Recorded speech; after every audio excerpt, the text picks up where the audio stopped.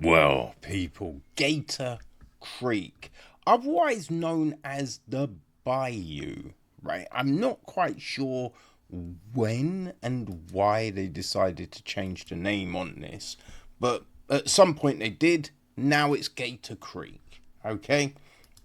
It is directed by Taneli, Mustonen, and Brad Watson. It is then written by AshleyHolberry, and Gavin Cosmo Mehrtens. The film, it is produced by, let's get to that. Okay, Gavin Cosmo Mehrtens, Mark Lane, AshleyHolberry, James Harris. Executive produced by Jennifer Erickson, Richard Goldberry, Callum Gray, Kristen Harris, Ian Hutchinson, Peter Jarraway, Ben Kay, Max Perkis, and Saskia Thomas. It is associate produced by, who have we got? Sammy Farber. Co-production from Patrick Fleischer, Richard Condall, with line production from Patty Lapousse.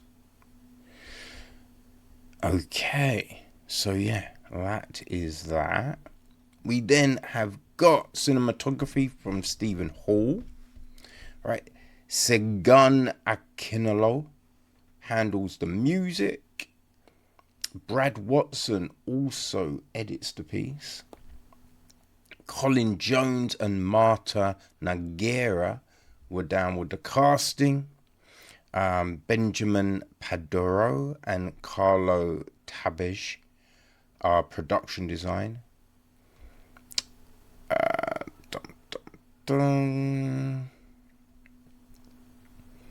think that's kind of all the information we, for the most part, seem to have. Yeah. Alright, let's get to our cast.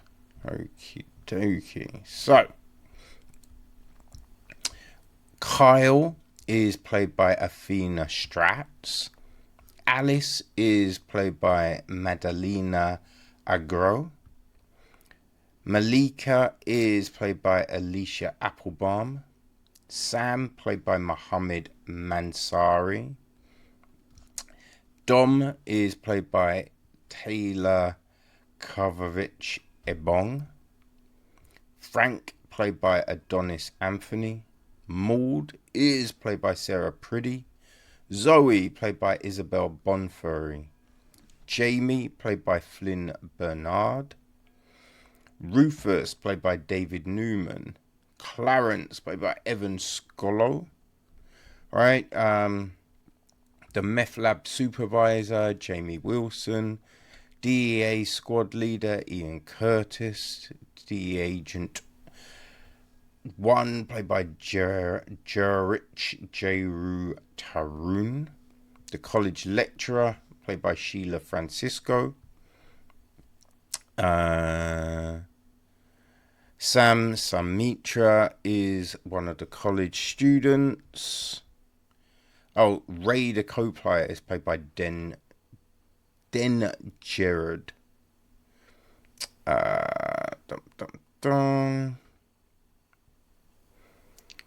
Who else do we have? I think that's probably our main group. Yeah. I'd say that's the main lot of people in the film. Okay, so the gist is this: vacation turns disaster when Houston grad Kyle and her friends escape a plane crash in the desolate Louisiana Everglades, only to discover there's something way more dangerous lurking in the shallows. Dum dum dum dum dum. So, yeah, Gator Creek, aka the Bayou. This film, I mean, when you go Gator Creek, right, I think it just invokes Sci-Fi Channel. You know what I mean? Like, what's it, Cobra Gator we looked at earlier in the year.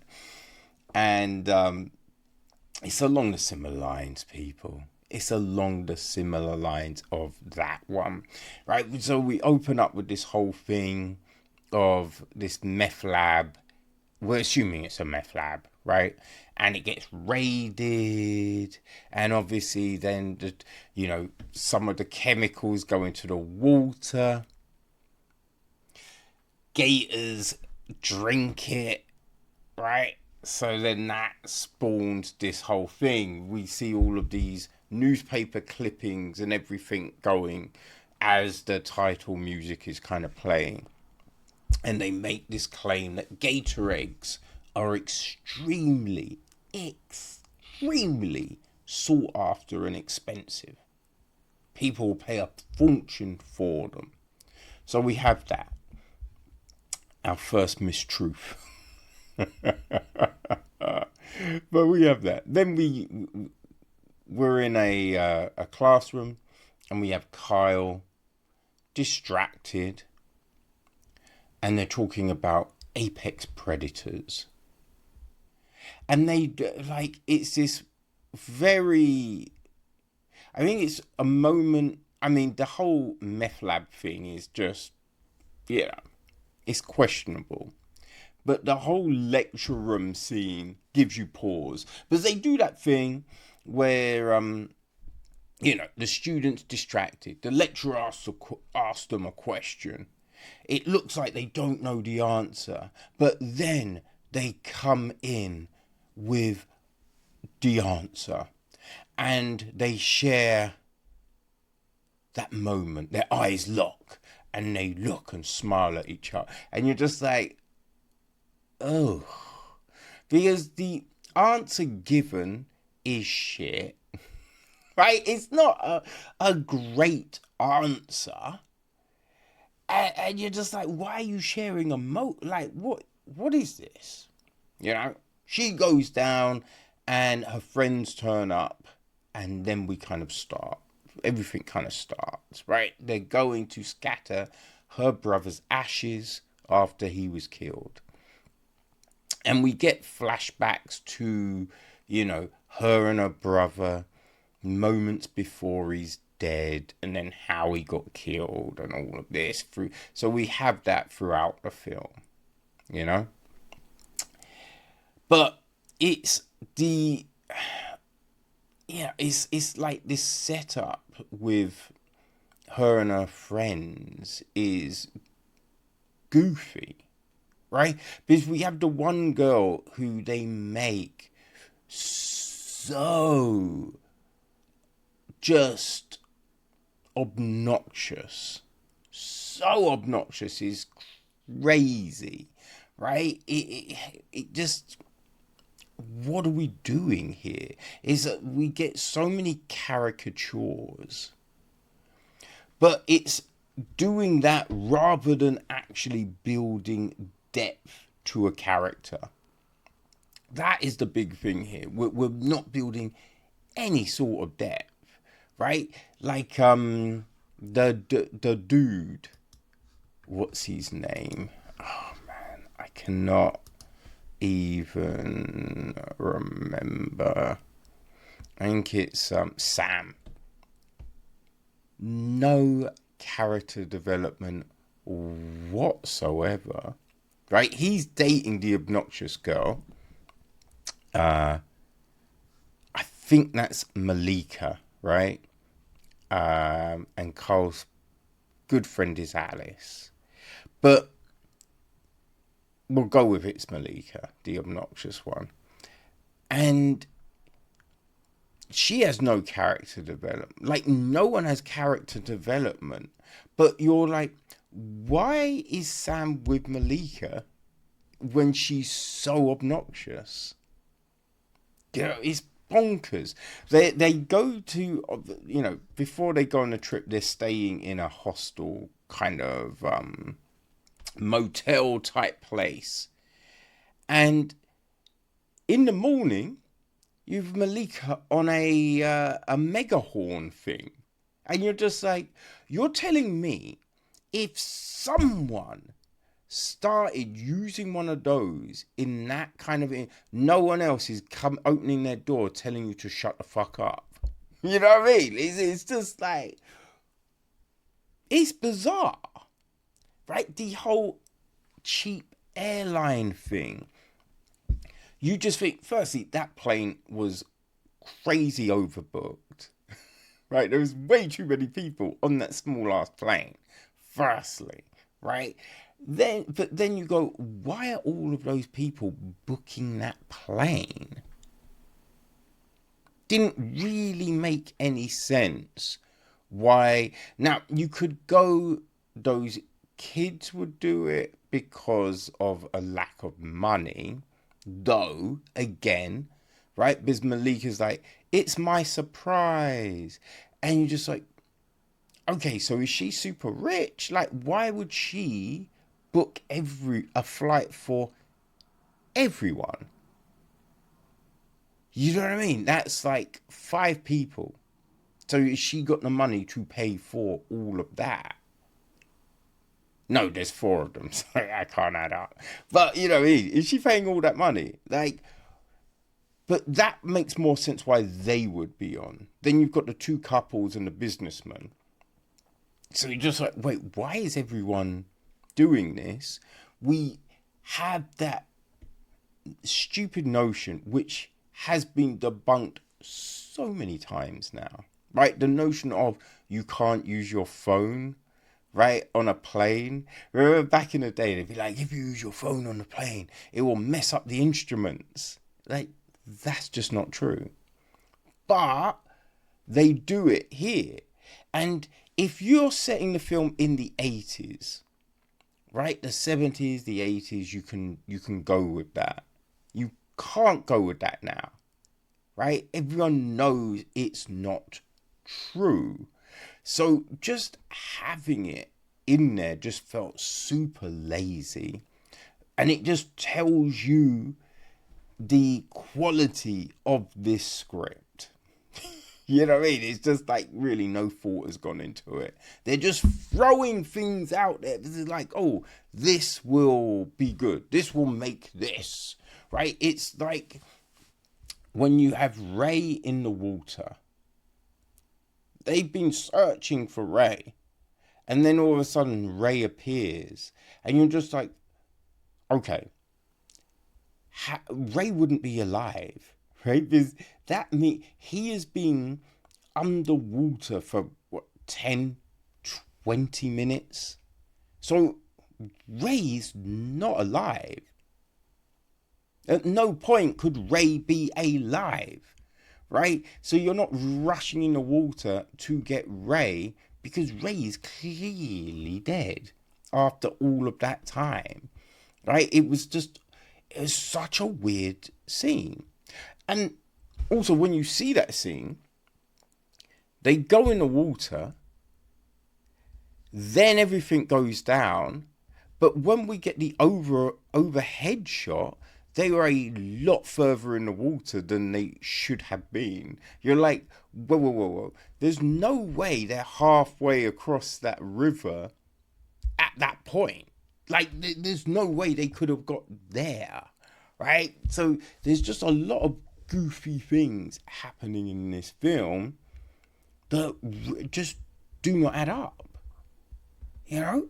It's like, if a DEA are raiding a spot, I don't believe. I think they're going to raise it firstly, you know? They're not leaving it in any state whatsoever. But they're not leaving, chemicals there. They're not leaving guns there. So that's all a bit baffling, right? I don't think when we see everything that goes down that you're able to carry certain things without them getting broken, right? I don't think that's a possibility. You know what I mean? There's just all of these things are very bizarre. Like getting eaten by gators is not a quiet or a peaceful death. No one is choosing that. No one is choosing that. Let's just leave that there. Let's just leave that there. The notion of the only way to get away is to punch them in the nose or the eye. Again, not true. There's so many things in here that are just baffling. The acting. And you look at everyone that's in this film, right? They've been in plenty of other things. So, the performances are not great, right? They're not invoking any sort of emotion properly or anything like that. The weird expressions people have on their faces in moments, right? You're just like, wait, what is this scene saying, But, as I said, everyone's been in so many things that you kind of have to go, what was the ask here? Right? What was the direction being given? Because if you're like, listen, we're making a film, we want it to kind of have that B-movie vibe, then fine, right? But are you saying we were trying to get the best performance out of these people? Because it's hard to tell what was happening. They didn't have a great script to go off of, obviously. But, yeah, you are scratching your head all the way through this film. All the way through. It is, it's bizarre. The film is bizarre. We have these odd moments that seem completely out of character. But the biggest one is Kyle is a biology student, I think, right? Or anthropology, something along those lines. You know what I mean? But it's just like, well, firstly, she's still a student. We don't know what year she's in. But to kind of go, she's got all the answers here, right? She's meant to be scared of flying, in so much grief over her brother's death, but then is the only one that can lead them through all of this, even though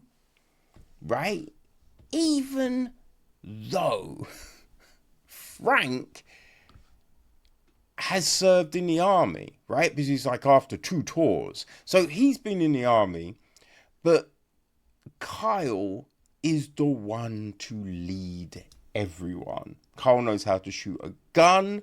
Kyle knows it all. It's bonkers. And the end makes absolutely no sense. Right? The end makes no sense whatsoever. But then we have the weird cut scene where you're just like, what is that? What are we doing with that? This is what? You know what I mean? I don't know why that's there. I have no clue why that's there. Like, how it's possible, right, is just weird. It's very weird. As I said, like, at the start, Gator Creek, aka the Bayou, is anyone that loves those sci-fi films, right? Sci-fi channel films, I should say. You know, things like Cobra Gator, Sharknado, right? Just any of those things, if those are your jam, right, you'll enjoy Gator Creek. If it is not, and if you like those, you know, silly shark films, right, where people are getting hunted by sharks and all of that, right, like Paris, Under Paris, or whatever that was called, and all of those other ones, if those are your thing, Gator Creek could work for you. But yeah, do not expect anything high level here, because it's just not. It's just not. It's crazy, man. It is crazy, but it's available on all your favorite VODs. Gator Creek, aka the Bayou.